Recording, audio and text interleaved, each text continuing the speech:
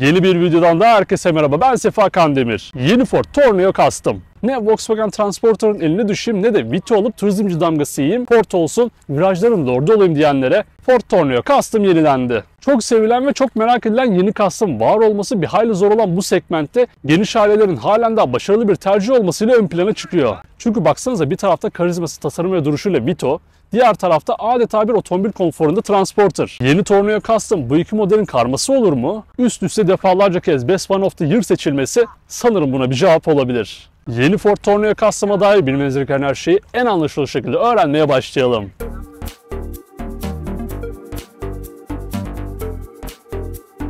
Şimdi açılışta ne Transporter'ın eline düşelim dedik ama durun öyle erkenden celallenmeyin. Ford Transit ya da binek versiyonuyla Tourneo Custom'ın tarihi 70 yıl öncesine dayanıyor. Neredeyse otomobil tarihiyle paralel ilerleyen Transit'in en popüler versiyonu benim de defalarca kez izleyip sıkılmadığım Çiçek Abbas filmiyle ünlenen 1965 model 1. nesil Transit Custom oldu. 1986 yılındaki 2. nesline kadar aynı tasarımı kullanan Transit, kendine has sesi, anahtarı ve sürüş özellikleriyle her dönemin kahramanı olmaya başardı. Bugüne kadar özgün şekilde gelen Transit Custom Ford'u Ford yapmaya başaran modeller arasında bulunuyor. Hatta mutlaka sizin de Ford Transit ile ilgili bir anınız vardır. Ve tarihlerimiz 2023'ün sonlarını gösterirken yeni Ford Tourneo Custom bizlerle. Ford Otosan tarafından Kocaeli'nde üretilen yeni Tourneo Custom'da tıpkı Tourneo Connect ve Ranger'da olduğu gibi Volkswagen'le ortak üretiliyor. Evet, hani girişte söylemiştim ya Transporter'ın eline düşmeyelim diye. Ford logolu bir Transporter'ın eline düşmek artık farz oldu. Bugüne kadar 2013, 2018 ve 2019'da ödüller alan Tourneo Custom'ı bundan sonraki kariyerinde merakla bekliyorum. Volkswagen Transporter'la aynı platform üzerinde üretilen yeni Ford Tourneo Custom'a önden baktığımızda net, çok yakışıklı bir tasarımla karşılanıyoruz. Önceki nesline göre kısılan farlar, akşamları görüş performansı olarak da fazlasıyla iyileşti. Bu gündüz ledleri de agresif bakışı desteklemiş. Bu arada belki aramızda bilmeyenler vardır. Ford'un Transit Custom modeli yük taşımak amacıyla camsız ve döşemesiz versiyonuna deniyor. Tourneo Custom ise şu an bizimle var olan binek versiyonuna verilen isim. Tasarıma dönersek altıgen şekliyle bu devasa panjur beni en çok kendine çeken şeylerden biri oldu. Devamında sanki rally pistinden fırlamışçasına hava girişleriyle tampon bir MPV'yi ancak bu kadar cazip kalabilir. Kaputun eğimi ve bu duruşuyla zaten yıldız çat diye gider yeni Tourneo Custom'a. Vallahi inceden bir aklım çelindi. İtiraf etmek gerekirse benim nedensizce beğendiğim profiliyle yeni Ford Tourneo Custom çok karizmatik görünüyor.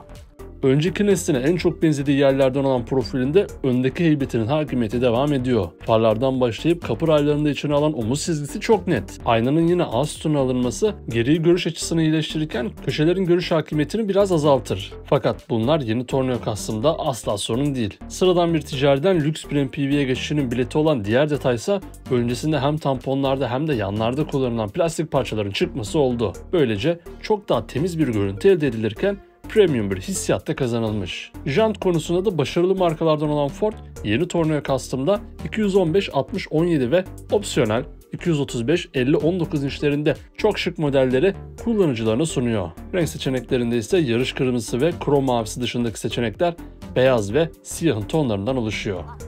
Öncesine göre çok karizmatik stop ve arka tasarımıyla yeni Custom adına yakışır bir final yapmış. Arka tasarım gerçek anlamıyla önceki nesline göre Nirvana'ya ulaşmış. Yalan yok. Önceki neslin arkaya doğru daralan bu tasarımı üzerine daha oturaklı bir tasarıma geçilmesi çok iyi olmuş. Stoplarsa çok başka. Giriş seviyesinde 3 bölme halojen olan bu stoplar üst donanımlarda LED olarak geliyor. Özellikle şahsi ya da VIP kullanımlarda LED bayağı iyi durur. Bagajın merkezinde Ford logosu ve onun altında büyükçe Tourneo yazısına yer verilmiş. Aşağıda plaka boşluğu ve bence tasarımı baltalayan sabit geri görüş kamerası bulunuyor. Boyutlarda ise bizi L1 ve L2 şeklinde kısa ve uzun dingil mesafesiyle iki farklı seçenek bekliyor. Yeni Tourneo Custom 5450 mm ile önceki nesline göre 111 mm daha uzun, 2032 mm ile 46 mm daha geniş ve 1978 mm ile önceki nesline göre 1 mm daha yüksek boyutlara sahip. Bayağı bir büyümüş bizim Tourneo Custom. Dingil mesafesinde ise tam tamına 3500 mm ile önceki neslin en büyük versiyonundan bile 20 cm daha uzadı. Bu da iç mekandaki 9 kişilik oturma düzeninde dahil olmak üzere yaşam alanı ve konforunu arşa çıkarır. İç mekan deyince sadece koltuklar ve ekranlardan ibaret olmayıp işlevsel özellikler sunması da çok etkileyici. Yeni Ford Tourneo Custom'ın iç mekanındaki en büyük artısı sadece ekranlar ya da koltuklarla bize gelmemiş olması. İç mekan detaylarına erişmeden hemen önce bizi abone olmadan takip ettiğinizi görerek kanalımıza abone olmanızı hatırlatmak istiyorum. Cansınız. Evet, bence bir Ford'un en temel özelliği kesinlikle hep bir transit gibi hissettirmesi. Bunu yeni Tourneo Custom'da devam ettiren Ford, Volkswagen dokunuşları sayesinde biraz daha yumuşamış. İç mekanda elektrikli aynalar klasik bir hareket olarak varlığını sürdürmüş. Burada bir bardaklık konulması her anlamda işlevi arttırır. Altıgen direksiyon, yeni Tourneo Custom'ın en fazla popüler olduğu detayların başında geliyor. Duruş ve dokunuşuyla etkileyici olan bu direksiyon istenildiğinde bu şekilde yatarak bir tepsiye dönüşebiliyor. Ne hareket ama!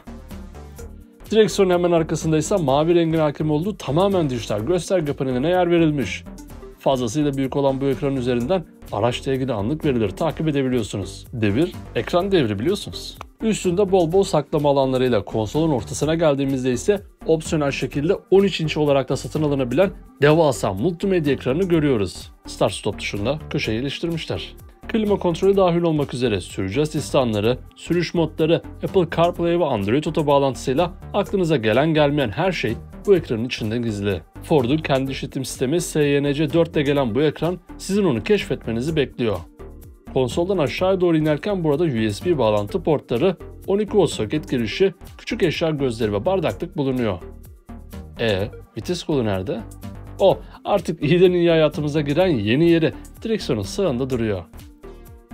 Sürücü koltuğunun elektrikli olup konforu ve duruşuyla otomobilleri aratmadığı yeni Tourneo Custom'da sağ tarafta çift kişilik oturma düzenine yer verilmiş. Genel anlamıyla sade fakat şık bir iç mekana sahip olan Tourneo Custom, günlük kullanımda evin tek ve yegane otomobili olabilecek özelliklerde. Hele bir de geniş paylarınız varsa.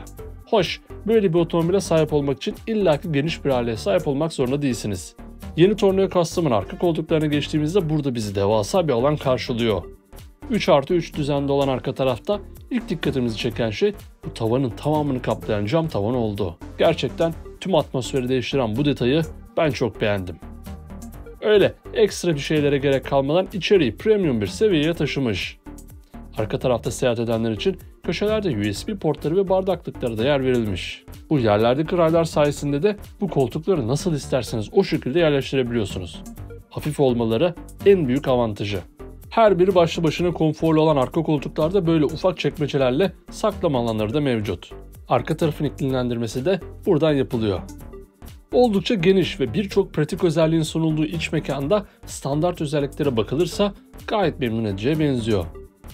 Bagaj hacimlerinde ise arka tarafta hiç koltuk olmadığında 5472 litre, ikinci sıra koltuklarla 3202 litre ve üçüncü sıra koltuklar takılıyken 1354 litre hacim kullanımınıza sunuluyor. Bir panel bandı olmasına pek alışık olmadığımız güvenlik ve sürücü yardımcı özellikleriyle Ford adına yakışanı yapmış. Çünkü o bir Ford. Sürüş dinamikleri ve özellikle viraj konusunda her zaman kendinden söz ettiren Ford, Volkswagen işbirliğinden sonra da bu ünvanını devam ettirecek mi? Bunu yaşayıp göreceğiz. Yeni Ford Tourneo Custom'da beni etkileyen şeylerden biri de birçok üstün özelliğin standart olarak sunulması oldu. Mesela tuşlarla ayarlanabilen hız sınırlayıcı, hız sabitleyici, uzun süreli sürüşler sonrasında sizi mola vermeniz için uyaran sürücü yorgunluk asistanı, kavşaklarda olası kazalardan sizi korumak için acil fren yapabilen kavşak yardımı, yoldaki hız sınırına göre aracın hızını ayarlayan akıllı hız sabitleyici, şerit takip sistemi, çarpışma önleme sistemi, geri park asistanı, trafik işaretlerini ekranlar üzerine yansıtarak kuralları daha rahat görmenizi sağlayan trafik işaretleri tanıma sistemi ve yanlış bir yola girdiğinizde sizi uyaran yanlış yön uyarısı yeni Ford Tourneo Custom'da standart olarak sunuluyor. Tabi azıcık para verip biraz daha donanımlı olsun derseniz şeritten çıktığınızda sizi sesli olarak uyaran şerit takip sistemi, kör noktanızda kalan araçları aynalar üzerindeki uyarı ışıklarıyla fark etmenizi sağlayan kör nokta uyarı sistemi, yön özellikli geri görüş kamerası, ön park sensörü sizin gaza ya da freni basmanıza gerek bırakmayan dur kalk özellikli akıllı hız sabitleyici, geri manevralarda da olası kazaları önleyen geri çarpışma önleyici, park yerinden çıkarken olası kazalara karşı fren yaparak sizi uyaran çıkış uyarı sistemi, yeni Ford Tourneo Custom'da ücretli olarak sunulan özellikler arasında yer alıyor. Geldik bizim için kilit noktalardan motor özellikleri ve fiyatına. Yeni Ford Tourneo Custom'da motor seçeneklerinde adeta şov yapılmış. İki farklı motorla gelen Tourneo Custom'da biri dizel, biri benzinli hibrit seçenek sunuluyor. Sadece benzinli bir versiyon sunmamalarına şaşırdım doğrusu. Fakat dizel motora dokunmamış olmaları piyasadaki şansını biraz daha arttırır. 2 litre EcoBlue 4 silindirli turbo dizel motordan 170 beygire kadar güç, 390 Nm tork üretiliyor. 390 Nm tork yüzü güldürür. 55 litre normal, 70 litre opsiyonel yakıt tankı ve 22 litrelik AdBlue tankıyla da uzun seyahatler planlanabilir. 6 ileri manuel ya da 8 ileri otomatik şanzımanla eşleşen bu motorun ortalama yakıt tüketimi 7.4 litre olarak kayda geçmiş. Düşük devirde ise 6.8 litre olarak gözüküyor. Tabii bunlar fabrika verisi, gerçek kullanımda çok rahat 10 litreleri görebiliriz. Bir de yine 2 litrelik benzinli motorla eşleşen elektrikli motoruyla plug-in hibrit versiyonu sunuluyor. Ayrıca tamamen elektrikli Tourneo Custom'da yollarda. Tabii onun detaylarına ayrı bir videoda erişmek daha mantıklı olur. Gelelim fiyata. Yeni Tourneo Custom şu an Avrupa'da 50.200 Euro'dan başlayan fiyatlarıyla alıcılarını bekliyor. Ne dersiniz? Sizce yeni Tourneo Custom kaç bin liradan satışa sunulur ve Transporter ya da Vito gibi rakipleriyle baş edebilir mi? Yorum sizde. Yeni Ford Tourneo Custom'da baştan sona bilmeniz gereken tüm özellikler bu şekildeydi. Ben yeni Custom'ı gerçekten çok beğendim. Satın alma konusunda da her ne kadar rakiplerinden bir tanesine biraz daha yakın olsam da kesinlikle bir şans veririm. Peki siz yeni Tourneo Custom hakkında ne düşünüyorsunuz? Aklınıza takılan her şey ve yeni Tourneo Custom hakkındaki düşüncelerinizi yorumlar kısmında birlikte tartışabiliriz. Ayrıca sonraki videolardan anında haberdar olabilmek için kanalımıza abone olmayı, videoyu beğenmeyi ve sevdiklerinizle paylaşmayı da unutmayın. Bir sonraki videoda görüşmek üzere. Kendinize iyi bakın. Sağlıcakla kalın.